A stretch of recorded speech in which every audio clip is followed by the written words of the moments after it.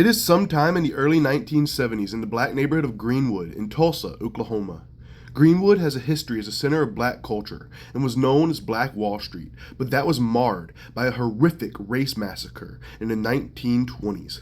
By the 1970s, Greenwood survived only to be the target of a new menace envisioned by white policymakers. House after house, business after business, Greenwood was torn down with a highway being put in its place. The initial 41,000-mile interstate highway system connected 42 state capitals and cities and military bases in an efficient and safer manner. President Dwight Eisenhower called the interstates essential to national interests. However, for minority communities and red line districts, which I have a video on that too, the interstates largely brought ruin. In previous decades, maps have been made of several U.S. cities that divided those cities into districts, with green districts representing growing, often white districts, and red districts representing areas that are underfunded, near industry, and usually lower class and not white. These red line districts were usually targeted to have interstates run through them. In 1956, the Federal Highway Act proposed a system of divided highways connecting all major U.S. cities. The bill was championed by President at the time, Dwight Eisenhower, who based his ideas on the autobahns he saw in Germany that were built by a certain fascistic regime. The Federal Highway Act, which I will call the FHA, mandated the U.S. government pay for 90% of the projected construction costs.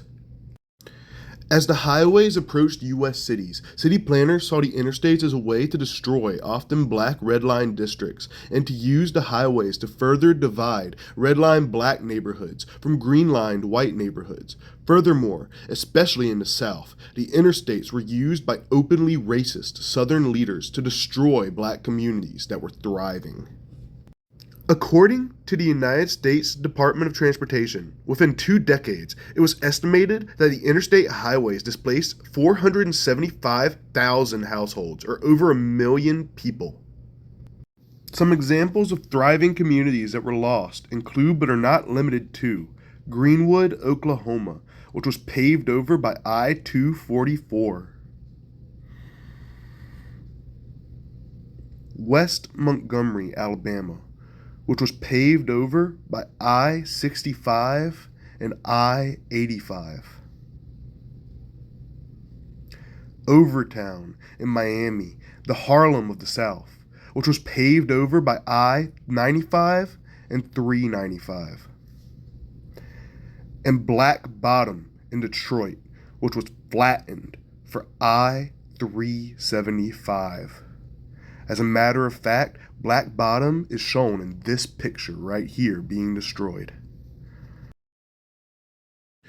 While some cities embraced the race division that highways brought, others rallied against it, with highway revolts taking place that started in San Francisco in 1956 and spread to several cities and regions. Race wasn't the only factor that led to these protests, with environmental concerns and concerns over the destruction of historic cities also being raised.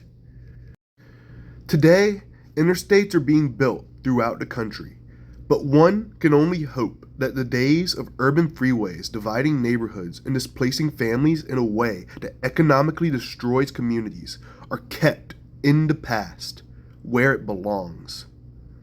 Thanks for watching.